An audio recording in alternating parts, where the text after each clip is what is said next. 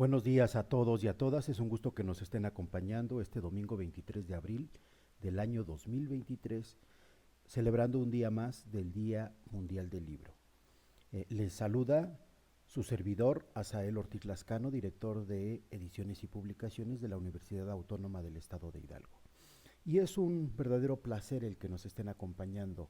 No mejor día de celebración como tomar un libro, revisarlo y acrecentar nuestros conocimientos. Muchas gracias por estarnos acompañando. Vamos a proceder a una pequeña charla, va a ser muy breve. Vamos a retomar algunas cuestiones que tienen que ver con el plagio. Ustedes en las noticias durante las últimas semanas seguro que se han percatado que han salido a la luz distintos planteamientos de plagio. Esto se ha venido dando no solamente dentro de la academia, también para muchos políticos les ha ido mal cuando los periodistas han tratado de revisar cómo les ha ido en sus tesis o en sus trabajos publicados. Entonces, a partir de cómo funciona el día de hoy Internet, es fácil detectar si existe plagio o no lo existe. Y bueno, ha sido hoy uno de los puntos medulares que ha sido objeto de noticias en distintos niveles. Sin embargo, no siempre ha sido así. Eh, el libro, ustedes saben que apareció desde hace muchos siglos.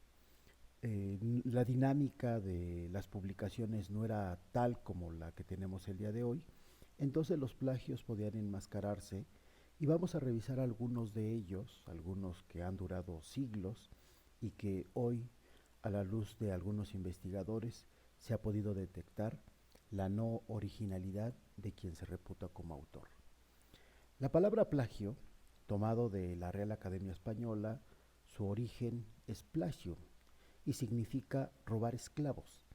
Es interesante entonces observar cómo esta palabra en un inicio tiene que ver con la cuestión de la esclavitud, porque en ese entonces era frecuente que las personas, imagínense, observaban a un esclavo caminando por la calle, lo tomaban y entonces iban a venderlo como si fuera propio. O tomaban a una persona libre y la vendían también como si fuera propia, como si fuera de ellos, como si fuera un esclavo. En ese sentido fue necesario promulgar una ley que se llamaba la Fabia de Playaris, en donde se sancionaba y se consideraba que tomar a una persona libre o a un esclavo que no pertenecía y venderlo como propios, entonces era una acción punitiva, una acción que tenía que ser sancionada legalmente. Dentro de la historia, sobre el año 326 después de Cristo, en Hermópolis, dicen los historiadores que había una persona de nombre Dídimo y su vecino se llamaba Hermes. Dídimo tenía un esclavo de nombre Eutiquio y Hermes empezó a plagiar a Eutiquio.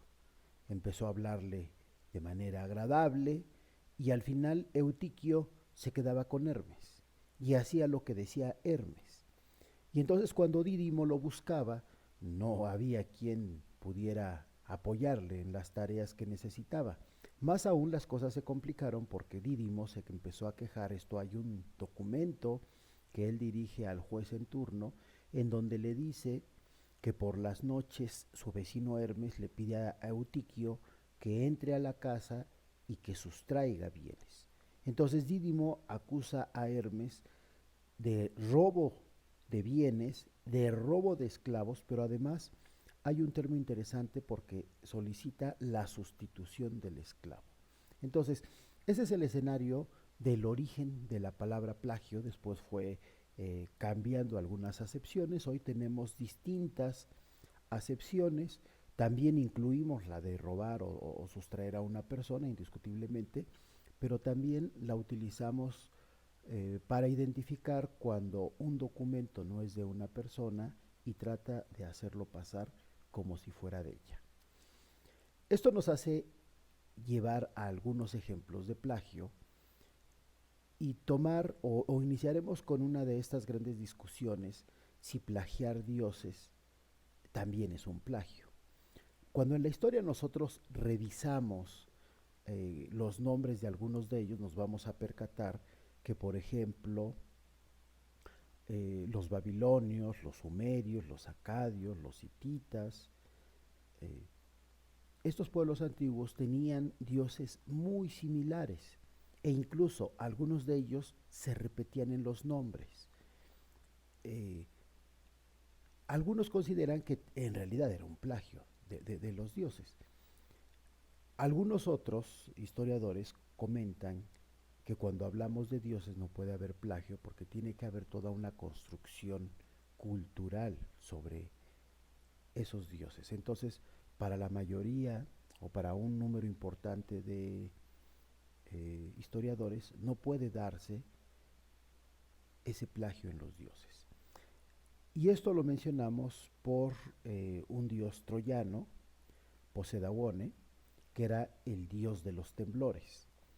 Posteriormente, o de los terremotos, posteriormente va a pasar a Grecia como Poseidón, claro, le van a adicionar este trinche, y posteriormente en Roma lo van a llamar Neptuno. Entonces, para algunos serían ejemplos de plagio de los dioses, pero para un grupo de investigadores importantes, historiadores, consideran que no podemos hablar de plagios y que sería una de las pocas excepciones cuando nos referimos a las deidades. Sin embargo, ha habido algunos ejemplos antiguos de plagio muy importantes. Vamos a tomar uno que tiene que ver con lo que encontró en último tiempo Robert Russell Newton y que cuestiona uno de los grandes planteamientos científicos que tiene que ver justamente con Claudio Ptolomeo. Eh, es importante a lo mejor mencionar el escenario donde ocurren estos hechos. Recordemos a Alejandro Magno, una ocasión viajando en el norte de Egipto, sitúa, dicen algunos historiadores, en la isla del Faro, y observa a su alrededor y considera que es un enclave importante y ahí debería de fundarse una ciudad. Solicita que le traigan un poco de yeso, no hay yeso en ese momento y le llevan un poco de harina. Empieza a marcar con harina donde quiere que se funde esta ciudad y de momento las aves empiezan a bajar y empiezan a comerse la harina. Eh, Se refiere por ahí en su biografía que Alejandro Magno se entristece porque considera que entonces si las aves están comiendo la harina probablemente es una mala señal con respecto a lo que él pretende hacer. Sin embargo, las personas que le acompañan, por ahí está su vidente, Aristandro, que le dice, no señor, lo que está ocurriendo es que esta ciudad va a ser de tanto éxito que va a congregar hombres, mujeres, niños, a todos, e incluso las aves van a poder abrevar aquí, van a poder comer. Posteriormente se va a fundar ahí Alejandría, y en realidad fue algo similar. Eh, Convivían judíos, cristianos, musulmanes, y los historiadores nos mencionan que había personas en gran cantidad bilingües. Se hablaba de filosofía, de astronomía, se hablaba griego, egipcio, eh, arameo. Había una gran cantidad de idiomas que se hablaban ahí. En Alejandría hubo grandes científicos. Estuvo Arquímedes, si lo recordamos, ese gran matemático de la antigüedad e inventor. Estuvo Euclides, que desarrolló la geometría, Hiparco, que habló también sobre la idea geocéntrica del universo, Aristarco, Erastótenes, Herófilo, Galeno, el gran médico Galeno también estuvo ahí, que también en algún momento se va a quejar de plagio. Entonces, ante estas grandes personalidades también se va a sumar Claudio Ptolomeo. Va a estar en ese momento también una de las grandes bibliotecas que recordamos en la antigüedad, la Biblioteca de Alejandría. Entonces, Claudio Ptolomeo era un estudioso del universo, no era una persona que desconociera el tema, conocía el universo y ha llegado hasta nosotros porque es el creador del gran Almagesto, un, un una gran recopilación de 13 tomos, donde describe el movimiento de los cuerpos celestes y para muchos es considerado la obra de mayor trascendencia dentro de la ciencia. Recordemos por ahí los textos relativamente recientes, el de Thomas Kuhn, en donde lo ubica como el creador del primer gran paradigma de la ciencia. Sin embargo, por ahí, después de la Edad Media, Tycho Brahe, que es un gran astrónomo renacentista, descubre algunos errores del Almagesto y comenta es que hay errores sistemáticos, errores graves, que si Ptolomeo, dice él, hubiera hecho este trabajo, no hubiesen estado, porque son aparentemente errores breves. Eh, para Brahe, el gran problema que tenía el Almagesto es que había errores de longitud en cómo estaban situadas las estrellas. Entonces, él llegó a una conclusión, empezó a comparar los catálogos de Hiparco. Hiparco va a ser otro gran estudioso de los astros, y llega a la conclusión de que probablemente una parte de el Almagesto era una copia de los catálogos de Hiparco. Sin embargo, en ese momento, Claudio Ptolomeo era el gran científico, el que había planteado ese primer gran trabajo de referencia científica, y los comentarios de Brahe son desestimados. Más adelante, algunos otros científicos también van a hacer eco con lo propuesto por Brahe. Por ejemplo, Pierre-Simon Laplace dice: el Almagesto tiene irregularidades complejas que demuestran como si hubiese dos autores en esta obra. Jean-Baptiste Chevalier también va a cuestionar los trabajos de Claudio Ptolomeo, pero como había una gran cantidad de defensores de los trabajos de Ptolomeo, son comentarios que solamente se quedan al margen. Sin embargo, ya sobre la década de los 70, un historiador norteamericano, Robert Russell Newton, es quien empieza a revisar con mayor detalle el trabajo de Claudio Ptolomeo, y efectivamente se da cuenta que hay un error de posicionamiento de 1 grado en la longitud en las mediciones que hace Claudio Ptolomeo, y que efectivamente, como decía Brahe, son tomados del catálogo de Hiparco. Es decir, Newton se percata que lo que describía Ptolomeo no podía ser cierto, porque las observaciones y lo planteado correspondía a donde vivía Hiparco, y entonces el catálogo de Hiparco por eso eh, va a jugar un papel importante, porque es el primer documento que es copiado íntegramente. Y entonces lo que encontró Ptolomeo es que no podía sostener la teoría que estaba planteando, porque le faltaban algunos cálculos dentro del espacio. Y lo que hizo fue estimarlos. Por eso es que no coincidían, porque estaban tomados del catálogo de Hiparco, que incluso Hiparco va a inventar algunos aditamentos, como por ahí un teodolito y algunos otros elementos mínimos, para poder identificar más de 700 estrellas. Hiparco lo que hizo fue identificó las estrellas, las clasificó respecto a la luz que emitían, si tenían algún movimiento, si se apagaban. Y entonces, cuando es tomado por Ptolomeo, que aunque era un estudioso, no tenía toda esa información, ni el teodolito, ni las maneras de identificarlo, entonces algunas mediciones las estimó. Y por eso es que incluso otro de los que cuestionaba el trabajo de Ptolomeo, que era Alfonso X el Sabio, y lo tenemos por su ayudante, que decía que Dios tendría que haberle ayudado a Ptolomeo, porque las mediciones estaban muy mal hechas. Entonces decía, Dios tendría que haberlo iluminado y darle una ayudadita para que fuesen unas mediciones correctas. Entonces, el día de hoy, ya a la luz de algunos consensos científicos, se ha encontrado que efectivamente este trabajo es uno de los grandes plagios que ha perdurado durante más de 1400 años. Es considerado por muchos el primer gran plagio, No quiere decir que antes no hubiese plagios. Por ejemplo, el poeta Marcial, que vive antes de este hecho, entre 40 y 102 de nuestra era, él observó que algunos de sus poemas eran copiados y recitados por otros.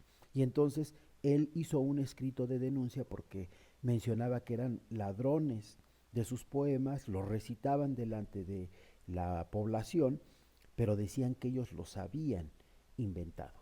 Sin embargo, no tenemos el final, por desgracia, de qué ocurrió con estos plagios hacia el poeta Marcial. Pero el Almagesto sí tenemos el documento completo que ha llegado hasta nuestros días y tenemos esta historia que hemos mencionado por distintos investigadores en donde en momentos diversos plantearon el plagio, pero hasta el día de hoy este, es totalmente puesto a la luz a partir de los trabajos de Newton, de Robert Newton. Indiscutiblemente el plagio existía antes de la aparición del tiempo de Cristo, ya estaba.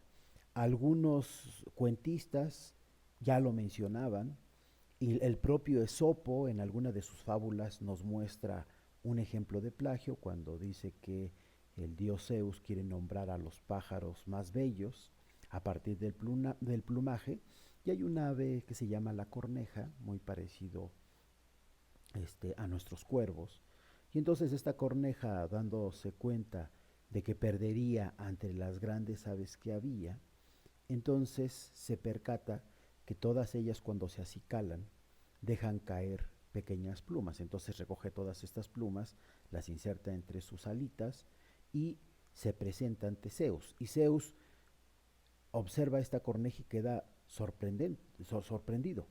Y entonces, cuando la va a nombrar el ave más bella del universo, entonces las otras aves se percatan que les ha robado, les ha plagiado, bajan, le quitan las aves, las plumitas que tiene sobre su pelaje y entonces la dejan al descubierto, ¿no? Y entonces al final queda evidenciado que es una gran plagiaria dentro de esta fábula de Esopo. Entonces, bueno, regresando, este es el gran ejemplo de plagio que nos ha llegado hasta nuestro tiempo. Hay un libro de Vitruvio Polión que se llama De Arquitectura. Este también nos demuestra un plagio sistemático que se daba en la Biblioteca de Alejandría. Ya hemos platicado un poco sobre cómo se funda Alejandría. Decíamos, es un espacio donde se respira la ciencia, donde se respiran los incipientes textos. Y entonces, en la Biblioteca de Alejandría, que tenemos muchas referencias de ella, se van a organizar concursos dedicados a Apolo, a los dioses, a las musas. Se hace poesía, se hace escritura, y entonces siempre se van a buscar excelentes jurados. Vitruvio nos platica que en uno de estos concursos va a ser seleccionado como jurado Aristófanes de Bizancio. Aristófanes va a ser un gran lector, pero además dicen sus biógrafos que va a ser de una memoria prodigiosa. Y entonces, después del concurso, recordemos que había personas que escuchaban la poesía y a partir de los aplausos demostraban por quién se inclinaban. Pero cuando le dan la palabra a Aristófanes, ¿quién le parece que es el poeta que ha hecho la mejor obra? Entonces selecciona al que todos habían aplaudido en menor medida. Todos quedan sorprendidos y le dicen: maestro, pero ¿por qué ha seleccionado al poeta menos aplaudido? Y entonces Aristófanes dice: porque los demás son plagiarios. Y entonces va a los estantes, busca las obras, las abre y con esa memoria prodigiosa que tenía, encuentra las partes que han sido plagiadas. Entonces, los ladrones plagiarios son expulsados de Alejandría y en ese sentido Aristófanes es recordado por Vitruvio Polión como uno de los grandes escritores, grandes lectores, que se opone de manera importante hacia el plagio. ¿Qué se puede plagiar? Ya vimos, no se puede plagiar para algunos los dioses, pero Para muchos, este trabajo, bueno, estas expresiones han sido tomadas del gran maestro Camilo Ayala en uno de sus libros. Dice Camilo Ayala que se pueden plagiar ideas, discursos, conferencias, alocuciones, escritos, informes, obras musicales, muchísimas cosas se pueden plagiar. Sigue mencionando el maestro Camilo Ayala, esta lista no es limitativa, es solamente una pequeña apertura de lo que se puede plagiar. Y el día de hoy se puede plagiar infinidad de cosas, marcas, eh, diseños, todo se puede plagiar. Esto nos lleva a algunas reflexiones que hace y que he tomado directamente del maestro Camilo Ayala. Este libro se llama Letras Impostoras, Reflexiones sobre el plagio. Es uno de los textos que nos hablan de plagio, es editado por la Universidad Autónoma de Aguascalientes, lo pueden encontrar ustedes en la red, junto con otros textos del gran maestro Camilo Ayala. El maestro dice, hay quien dice que si uno realiza un trabajo y solo utiliza a un autor, comete plagio. Pero si usa a muchos autores, entonces hace investigación. Esto pondría en la palestra el cuestionamiento de los trabajos que realizan los alumnos dentro de las universidades, los ensayos. Entonces, esto llevaría a pensar que un ensayo juega en esa línea entre el plagio y la investigación, o es visto como un plagio disfrazado de investigación. Otro de los grandes escritores sobre cuestiones de plagio, el maestro Tomás Granado Salinas, este texto, así se llama su texto, Sin justificar, apuntes de un editor, hace un comentario similar que he retomado del texto anterior del maestro Camilo Ayala. Él lo menciona, pero es de Tomás Granados. Crear una obra con palabras ajenas y dolo se llama plagio, pero crear una obra con palabras ajenas a la luz del día se llama edición. Entonces, sería en el mismo sentido que el planteamiento anterior. Delimitar esa línea fina entre lo que va a ser un ensayo y lo que es un plagio. Y entonces eso repercute en un primer cuestionamiento. ¿Qué tanto ha interesado el plagio durante los últimos años o en el mundo moderno del hombre? Indiscutiblemente ha sido uno de los temas más retomados, más discutidos, y tenemos una serie de tratados internacionales sobre derechos de autor que han buscado proteger justamente las creaciones de los autores. Han tratado de darle nombre completo a las creaciones o invenciones y mantener ese nombre completo del autor.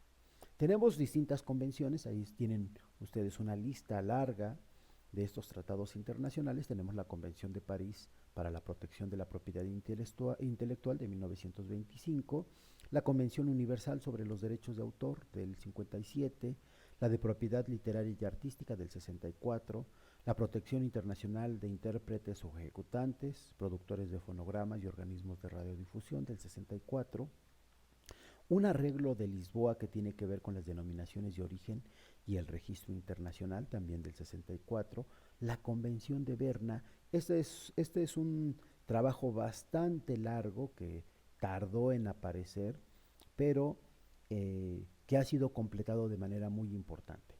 Es la Convención de Berna para la Protección de las Obras Literarias y Artísticas del 19 de septiembre de 1886, que se completó en París en 1896, se revisó en Berlín en 1908, se completó nuevamente en Berna en 1914, después se revisó en Roma en 1928 y es finalizada en Bruselas en 1948 y publicada de manera importante hasta 1968.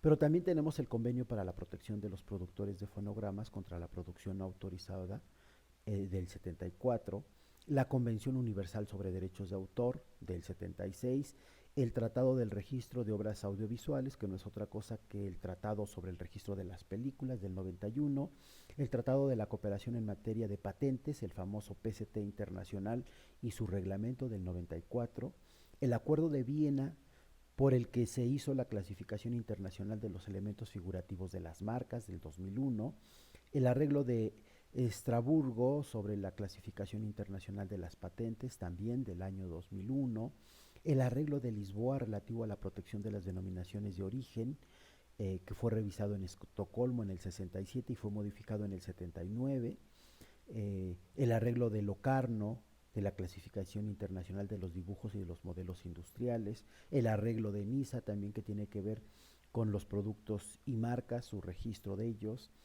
el Tratado de Budapest sobre las patentes nuevamente, los tratados OMPI sobre el derecho de autor y la ejecución de fonogramas, ambos del año 2002, la Convención sobre la protección y promoción de la diversidad de las expresiones culturales del 2007, el famoso Tratado de Marrakech para facilitar el acceso a las obras publicadas a las personas ciegas y con discapacidad visual del año 2016, no tiene mucho estos últimos avances, el Acta de Ginebra sobre el Registro Internacional de Dibujos y Modelos Industriales de 2020, los tratados internacionales que reconocen los derechos humanos ratificados por México, en donde está el de la propiedad intelectual y la Convención Interamericana de los Derechos de Autor, específicamente para el caso mexicano. Entonces, si nos damos cuenta, hay una gran cantidad de tratados internacionales que han versado sobre los derechos de autor y que han buscado protegerlos de manera importante, eh, y que cada uno de estos ha entonces ampliado ese manto de protección porque cada vez nuestra vorágine de desarrollo sigue siendo espectacular y entonces se va percatando o nos vamos percatando de que van quedando cosas sueltas que se deben de proteger, que se deben de darles esa facilidad del beneficio de ser protegidos por los derechos de autor. ¿Cuál es el contexto jurídico mexicano con respecto a los derechos de autor? Bueno, en México el plagio, dentro de la Ley Federal de Derecho de Autor, no está plasmado como tal. Y entonces algunos pudieran sugerir de que es un tanto cuanto incompleta la legislación mexicana. Sin embargo, el corpus, es decir, revisando la Ley Federal de Derechos de Autor, aunque no se plasma como un delito explícito el plagio, el corpus, la ley mexicana, está integrada de manera tal que defiende los derechos de los autores. Y tiene que entrar el Código Penal de manera supletoria, federal, el Código Penal federal, para imponer la prisión y la multa a quien de forma dolosa plagie, tome sin autorización del autor y además incluso puede utilizarlo con fines de lucro, y entonces el Código Penal va a estar protegiendo supletoriamente el planteamiento jurídico que hace la Ley Federal de Derechos de Autor. Vamos a entrar a una discusión que entender por la originalidad entonces de una obra. Estábamos revisando hace unos momentos esta línea muy fina entre lo que es plagiar y lo que puede ser un trabajo donde se pongan a discutir o se mencionen cosas ya escritas. Esto nos lleva a un planteamiento que por ahí algunas personas muy talentosas han hecho de que todo está escrito. A estas alturas y con internet todo está escrito. Sin embargo, todavía puede haber originalidad. Estamos viendo del lado izquierdo de la pantalla la portada de un díptico, un folletito bastante interesante hecho por una de las universidades colombianas que se llama Plagiar desvirtúa la imagen. Está diseñado para sus alumnos de una manera tal, son poquitas páginas, pero de una manera tal, muy sencilla, en donde encomian el trabajo de los alumnos y les piden no plagiar, no desvirtuar esa imagen a través del plagio. Y explican qué es la originalidad. Entonces, esta parte está tomada justamente de ese pequeño díptico. Aquí está una imagen de ello. Dice, con base en la originalidad, pueden existir dos o más obras que traten de un mismo tema, incluso de manera similar. Sin embargo, la manera de expresarse de cada autor es lo que lo va a hacer diferente, es lo que le va a dar el concepto de original y la va a ubicar en la posición de ser protegida por las de respectivas leyes. Ejemplo, en un aula hay un grupo de alumnos, podríamos decir el día de hoy hay 30 o 40 alumnos y les pedimos que en un párrafo describan la definición de arquitectura.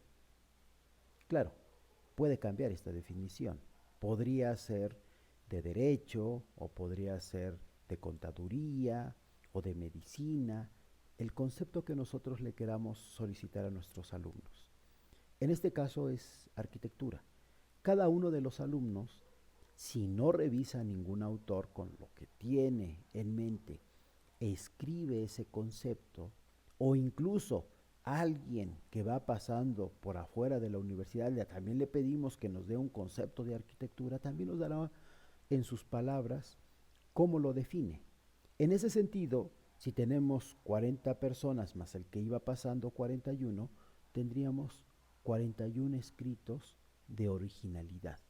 Y entonces lo que se les invita a los alumnos es eso.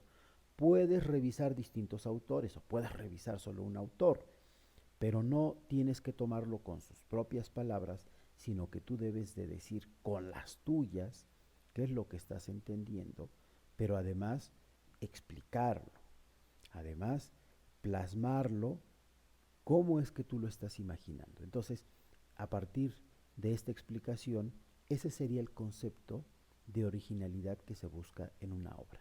Obviamente hay mucho más cosas que habría que adicionar, pero esta sería la idea esencial que estaríamos revisando. Del texto que les comentaba del maestro Camilo Ayala existen distintas clasificaciones de plagio. Para muchos, simplemente hay dos tipos de plagio. Un plagio simple, que es en donde se toma una parte o el todo de una obra y se asume como propia. Y hay otro que es un plagio inteligente, en donde se reemplazan las palabras, se les da un distinto orden, se cambian las oraciones, se les adicionan algunas otras cosas, y entonces para algunos serían los dos únicos tipos de plagio. Lo que hace el maestro Camilo Ayala es que nos hace grata eh, eh, la lista y nos muestra algunos otros tipos de plagio que se podrían estar dando, pero que al final los dos caen en estos dos primeros que hemos comentado. Para él puede haber un plagio minimalista y dice que va a ser el más complicado porque lo enuncia con un pillaje de conceptos, de ideas, de pensamientos, de opiniones que pueden ser de uno o de más autores y en donde las personas le van a adicionar más cosas y entonces ese plagio, dice él, resulta ser el más complejo. E incluso refiere que cuando hay problemas legales y se da este tipo de plagio, puede confundirse un tanto cuanto con la definición que acabamos de mencionar hace unos minutos de tener un documento de autoría propia. Y entonces este plagio minimalista que se disfraza de ser una obra original, algunos cuestionan si pueden identificar el plagio minimalista. Por eso él plantea que es el más complejo de identificar. Hay otro que él llama el plagio de autoría, que dice que es cuando alguien toma una obra, a veces hasta el título lo incluye y la hace pasar como propia. En unas conferencias que él ha dado sobre su texto, ha citado el ejemplo reciente de nuestra ministra, que es acusada de plagiar una tesis. El maestro Camilo Ayala es un académico de la Universidad Nacional Autónoma de México y nos comentaba o mencionaba que efectivamente es un plagio de autoría. En el título solamente está cambiado una palabra y lo que no está plagiado son las dedicatorias que la tesis original hizo hacia sus familiares, son las que no están plagiadas, pero nos planteaba el maestro Camilo Ayala que este es un plagio de autoría. Bien, hay otro plagio de las referencias. Alguien escribe un texto, eh, da referencias al final y alguien después toma esas referencias y las incluye como citas dentro de su documento, ¿no? Entonces, ese es el plagio de las referencias. El de la copia de la estructura de la obra. eh,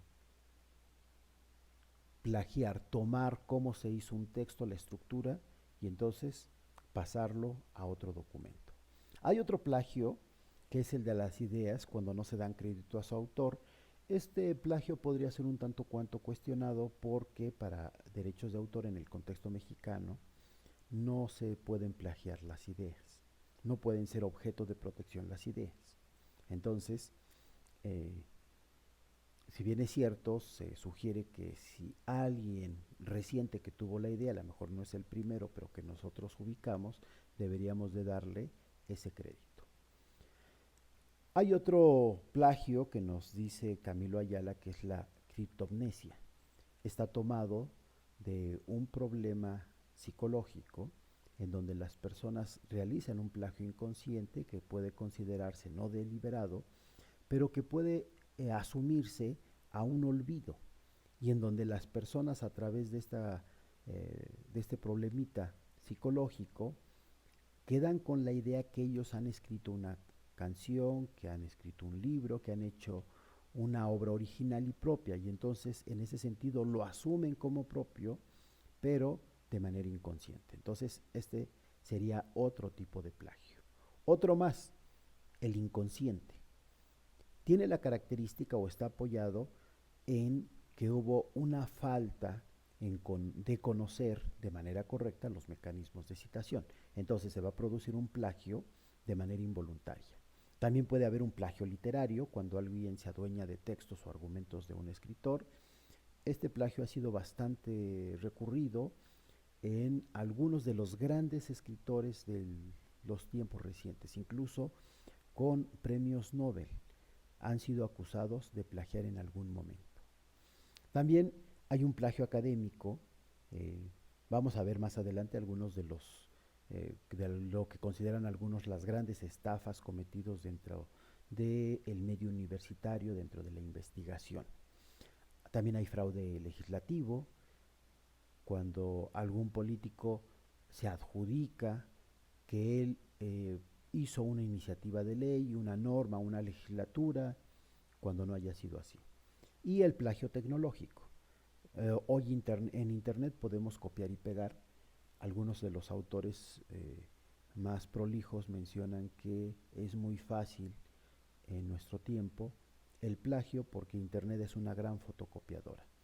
Esto haciendo alusión a los que tenemos más edad.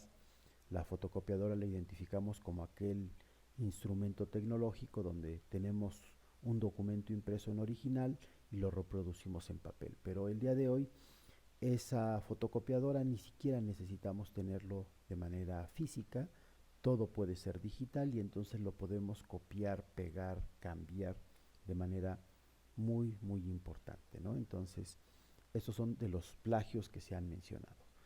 Vamos a platicar un poco entonces sobre el plagio y vamos a mencionar algunos casos de plagio, pero antes hemos seleccionado algunos textos sobre plagio y quiero destacarlo por los títulos. He seleccionado 6 de ellos. Tenemos en esta diapositiva el libro de Astrana, de Luis Astrana, que se llama El libro de los plagios.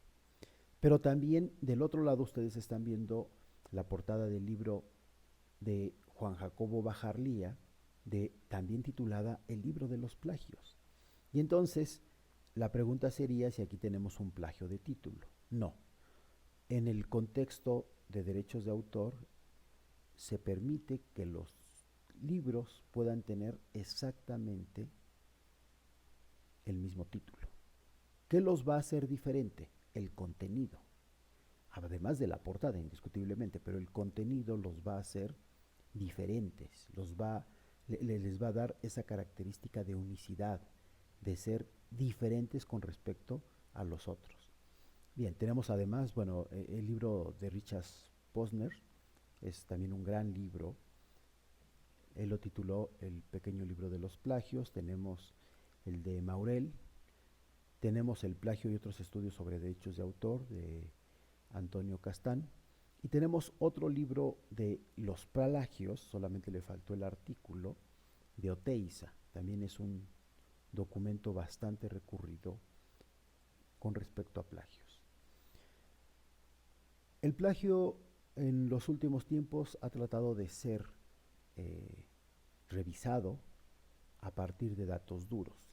Se están empezando a crear algunos índices de contenido no original a partir de los programas antiplagio, de los documentos que se envían a revisión por parte de los profesores y que fueron creados por sus alumnos. Y entonces aquí tenemos cómo les va a los alumnos de secundaria y bachillerato de distintas regiones en el mundo. Uno de los más altos lo tiene México, Brasil, Colombia y Perú, lo están viendo ustedes, con 19.2% de índice implícito de no originalidad. Algo interesante que es importante mencionar es que estos índices en algunos momentos no manejan como plagio algunas malas citaciones, y entonces consideran que que al estar hablando de bachillerato y secundaria, o el equivalente a estos niveles, los jóvenes no tienen de manera correcta la información del citado. Entonces ellos a lo mejor quisieron darle el crédito a un autor, pero no lo hicieron de manera adecuada, y entonces, para que no pase como plagio, han suprimido algunas partes aduciendo que es una mala citación. Algunos otros índices explícitos dicen que si no se quitan estos fragmentos, entonces estamos hablando de 70, de 60, de 80% de plagio.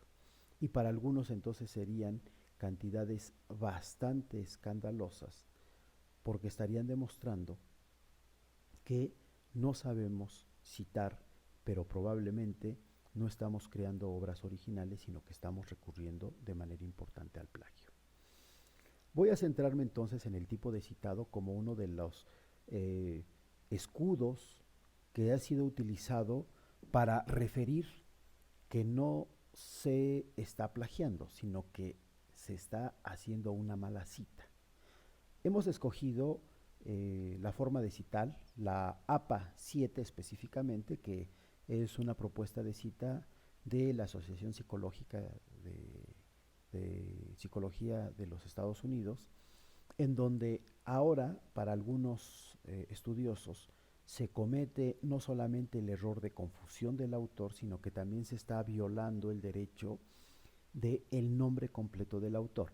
Lo que han protegido también la legislación al respecto es que el autor de una obra debe de ser reconocido en su nombre completo.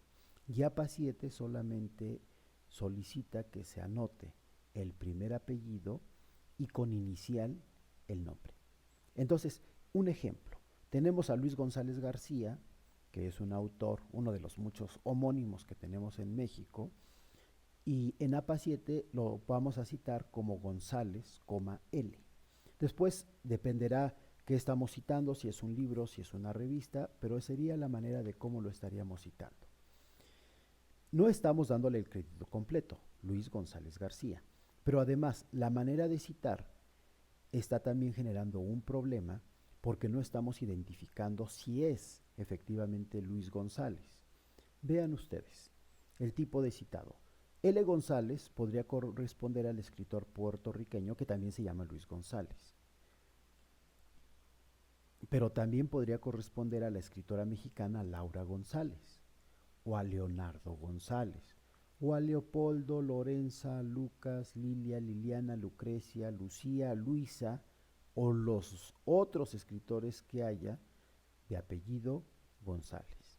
En el caso de Lilia le pusimos Lilia González Sánchez, solamente para diferenciar de otras muchas Lilias González que existen, pero que a partir de cómo se está citando crea una gran confusión. Entonces, lo que algunos estudiosos han planteado es que incluso las maneras de citado pueden determinar un sesgo y permiten problemas de plagio. Específicamente, ¿hacia dónde vamos? Que alguien de apellido González, y como va a aparecer en el documento solo como L. González, entonces Leonardo podría tomar algunos escritos de Lilia, o de Luisa, o de Luis, ¿no? O de Lucrecia, o de Liliana, o de otro autor en donde solamente se vaya a firmar como L. González. Entonces, algunos otros refieren que el plagio también va a estar auspiciado en cierta medida por el tipo de citado. Vamos a terminar la charla, si les parece bien, con algunos ejemplos recientes de plagios científicos contemporáneos. He escogido algunos de ellos, no en el nivel del primero que citábamos, el de eh, el Almagesto de Claudio Ptolomeo, pero que han sido creados de forma muy similar al Almagesto de Claudio Ptolomeo. Es decir, ha sido plagiado una primer parte y la otra ha sido completada, y por eso se consideran que han sido grandes fraudes dentro del mundo contemporáneo. Bien, el primero de ellos es Eric Polman y la menopausia. Este investigador de los Estados Unidos, estudioso de la obesidad y el envejecimiento, es nuestro primer académico que fue llevado a prisión por falsificar datos de investigación, que obviamente el vehículo fue para obtener recursos federales en ese país, obviamente que le cayeron de manera excelente. Obtuvo igual millones de dólares por sus investigaciones. Él planteó, bueno, él encuentra algunas investigaciones que sugerían que algunas inyecciones hormonales podrían servir como una terapia que sustituyera los efectos de la menopausia. Y entonces observó estos trabajos, pero eran solamente trabajos incipientes. Entonces él toma estos trabajos y los concluye, pero los concluye, plagia esta primer parte y los concluye con un invento que él hace en donde considera que ha encontrado una inyección a partir de hormonas que van a ayudar en la menopausia. Este engaño dura 20 años, que él formula más de 200 artículos sobre la genética y la obesidad, incluye también los beneficios del ejercicio, pero su gran hallazgo es las inyecciones en favor de la menopausia. Es analizado por un grupo de especialistas, se dan cuenta que parte de esos documentos es un plagio y encuentran la relación con 17 solicitudes para obtener ayudas económicas del Instituto Nacional de Salud. Entonces, al final es llevado a prisión y es reconocido en el mundo reciente como el primer gran investigador que es llevado a prisión justamente por la falsificación dentro de los Estados Unidos. Otro de los ejemplos es el que estamos viendo en pantalla, que es Haruko Obokata. Esta científica de origen japonés en 2011 publicó un documento en donde encontraba una forma sencilla de obtener células madre. Este anuncio resulta sorprendente, resulta revolucionario, porque para muchos es una forma de cómo solucionar una gran cantidad de enfermedades. Y entonces ella hace un escrito, plasma cómo se pueden encontrar las células madre. Este texto se publica en la revista Nature, y entonces algunos científicos intentan reproducir las células madre a partir de cómo lo plantea Haruko. Sin embargo, no tienen éxito. Entonces empiezan a cuestionar el documento, Haruko siempre encuentra evasivas, y al final algunos científicos encuentran que hay una tesis doctoral donde la primer parte del texto de Haruko ha sido plagiado. Y entonces la conclusión es que al no tener sustento, no existe ninguna invención con respecto a estas células madre. La historia termina nada agradable, porque sobre 2014 el que había sido su profesor más importante y compañero de investigaciones, el doctor Yoshiki Sasai, termina suicidándose ante la presión que tiene en los medios por él estar detrás de esta investigadora, y al final ella termina aceptando el plagio y termina dimitiendo su puesto sobre el año de 2014. Otro de los ejemplos recientes es el de Andrew Wakefield y los avances del autismo. Esto es en Inglaterra. Wakefield, en una investigación que es plagiada también, ofrece la propuesta de que la vacuna infantil que se le llama la triple vírica, que está diseñada para combatir sarampión, paperas y rubiola, es la que genera no solamente autismo, sino también enfermedades intestinales. Esto lo plantea él sobre 1998. Cuando hace él esta propuesta, genera una revolución porque todos imaginan que entonces las vacunas están teniendo impactos importantes en la salud, pero no se había encontrado. Algunos otros científicos empiezan a cuestionar si esto puede ser viable, y a la luz de otros resultados muestran que las vacunas han solventado una mayor cantidad de problemas que generado dificultades. Algunos otros empiezan a revisar sus investigaciones y parecen encontrar que parte de ellas han sido tomados de otros documentos y han sido completados justamente con este resultado que Wakefield ha mencionado. Entonces se crea un consejo médico sobre el año 2010, esto en Reino Unido, y plantean 32 acusaciones de fraude y además 12 abusos contra niños discapacitados que fueron sometidos a procesos invasivos, aduciendo que era una manera de solventar los problemas que la vacuna triple vírica había generado. Al final, Wakefield se defiende diciendo que lo que ha ocurrido es que los investigadores sí pueden encontrar que este hallazgo es cierto, pero que están siendo cooptados por las grandes transnacionales, que hay conflictos de intereses en donde las vacunas juegan un papel importante, y entonces que por eso no dejan salir a la luz la investigación y los hallazgos que él ha encontrado. Después de meses de lucha científica, se llega a la conclusión que es también un plagio científico el que ha hecho Wakefield. Retiran los artículos que él había publicado en distintas revistas, por ejemplo, en una famosa de Lancet, que retira también los artículos falsificados, y Wakefield le suspenden su registro médico y su licencia para ejercer la medicina en Reino Unido también le es revocado, y pasa a ser uno de los grandes científicos, o que se consideraba como uno de los grandes científicos, que también sus hallazgos los tiene a partir de un plagio. Otro más, el de Dong Po Han y la vacuna contra el VIH. Esto, si ustedes recuerdan, no hace mucho circuló esta noticia de manera impresionante, en donde se decía que se había encontrado la vacuna contra el VIH. Este investigador de Corea del Sur es un profesor de ciencias biomédicas y descubre de momento la vacuna contra el VIH.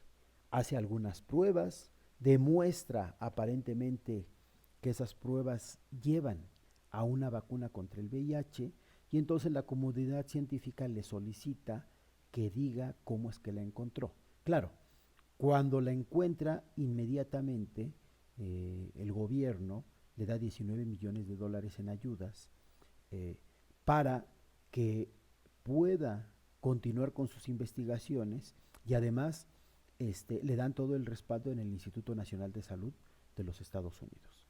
Sin embargo, cuando se trata de que se pueda generar la vacuna, y revisando los estudios que él tiene, se percatan que la primer parte o una parte teórica ha sido plagiada de otras investigaciones, y que los experimentos que él hizo con algunos conejos, lo que hizo es les mezcló sangre humana para que los reactivos que tenían pudieran aparentemente tener el resultado que él estaba planteando.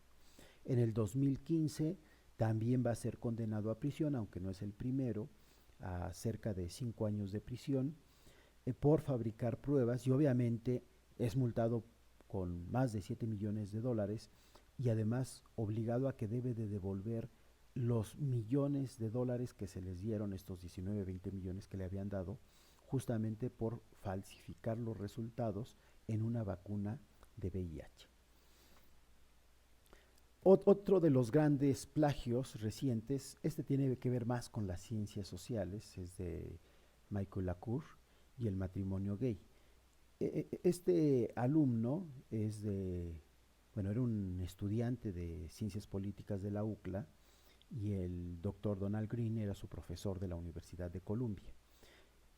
Ellos estaban a favor del matrimonio gay y sacaron una investigación que refería que estaba demostrado en una encuesta que si entrevistaban a una persona que estuviera en contra del matrimonio gay, pero que si había una persona experta en matrimonio gay, un activista gay, y hablara frente a frente con la persona que se opone al matrimonio gay, en 20 minutos lo podía convencer de que estaba equivocada la percepción de estar en contra del matrimonio gay. Y entonces ellos dijeron, nosotros ya hicimos una encuesta dentro de los Estados Unidos y los activistas gays, si tienen las palabras correctas, van a convencer a cualquier tipo de persona que esté en contra. Y entonces este trabajo generó gran polémica, se hablaba si tenía que ser la forma del discurso o qué había que hacer para convencer.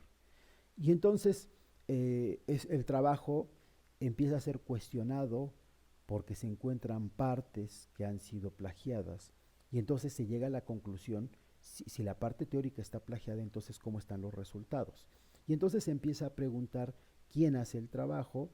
Lecour dice que es una empresa, algunos van a la empresa y la empresa dice yo nunca he hecho ningún trabajo. Al final termina cayéndose esta farsa y Lacour termina aceptando que es una encuesta inventada, que los datos no son originales, nunca pudo decir de dónde obtuvo los datos, tenía una base bastante extensa, pero nunca puede decir de dónde la obtuvo, y se llega a la conclusión entonces que es otro de los grandes plagios científicos recientemente. Otro de estos plagios es el de Wang-Suk y la clonación humana.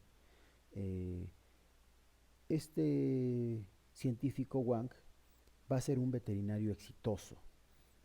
Va a ser uno de los coreanos que va a clonar un perro afgano en el inicio de sus investigaciones y es en estos primeros documentos que él empieza a publicar realmente novedoso.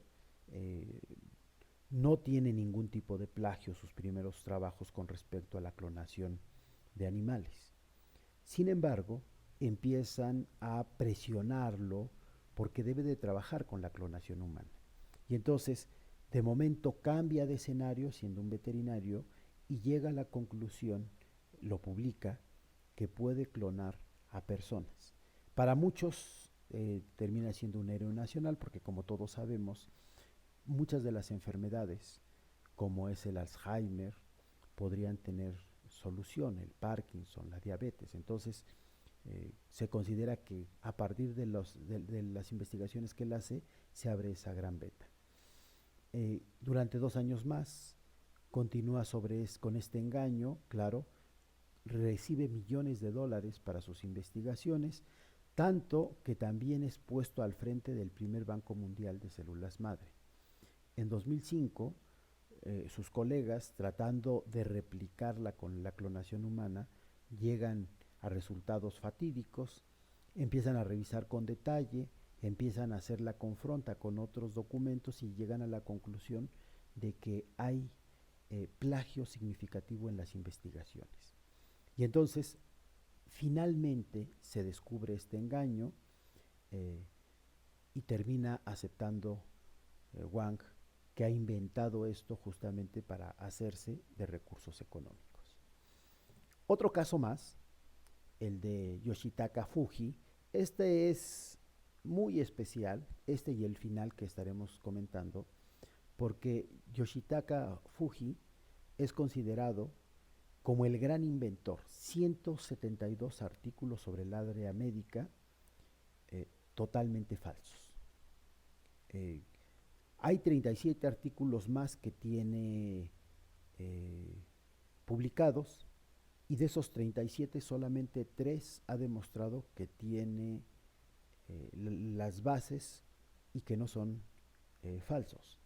Pero 172 han sido desestimados, han sido manejados ya como falsos, y entonces se considera que es el autor que más ha plagiado dentro del mundo de la ciencia.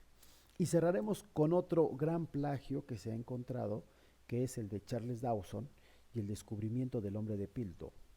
Recordarán ustedes que este hombre de Piltdown va a aparecer sobre diciembre de 1912, cuando Charles Dawson, que va a ser eh, un aficionado a las investigaciones, no con estudios serios, pero que tenía cierta reputación, refiere que en Inglaterra ha encontrado el cráneo de lo que se va a llamar el hombre de Piltdown, y que es el enlace entre el hombre moderno y el simio. Entonces, en ese sentido, parecería que la teoría evolutiva de Darwin estaría perfectamente demostrada.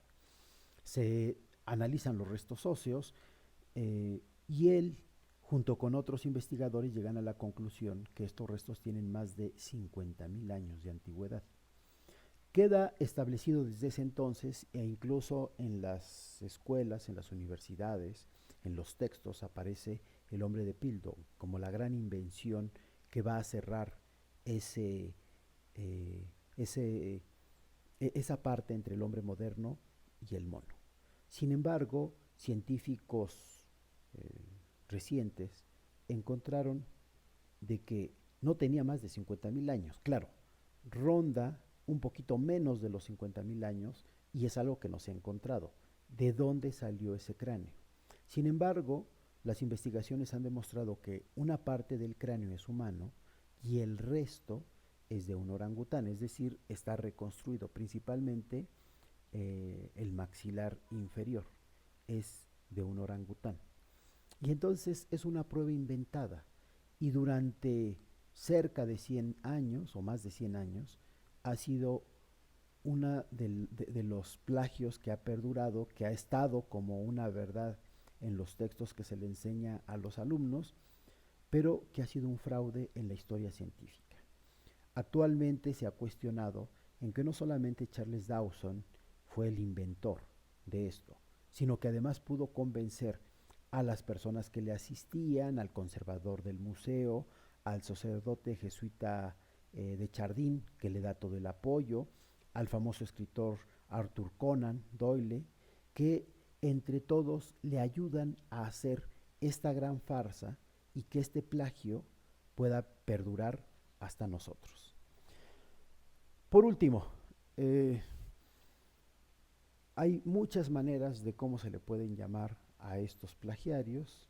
Yo he escogido algunas formas que pueden parecer más atractivas, o por lo menos más distractivas, que nos menciona el gran maestro Camilo Ayala. Guillermo Sheridan decía de Fabricio Mejía que era un fakes escritor, ¿no? O Ed Sheridan, que tuvo muchos problemas legales por apropiarse canciones. El abogado Sutcliffe lo llamaba urraca, porque decía que solamente podía cantar cosas que no le pertenecían. O los plagios contemporáneos más recientes a nivel internacional, recordarán ustedes el de Donald Trump, cuando en sus discursos, cuando era presidente, utilizaba frases de películas, y que era todo un caso con memes fantásticos. O el de Melania Trump, esposa de Donald Trump, que plagia el discurso de Michelle Obama, y entre las burlas en las redes sociales que más circularon es: agradece el copy-paste de tus escritores, ¿no? Entonces, Esto es tomado de Letras Impostoras del gran maestro Camilo Ayala. Les agradezco mucho que hayan estado con nosotros. Les invito a que sigan disfrutando este domingo 23, Día Internacional del Libro. Muchas gracias por su atención. Buenos días.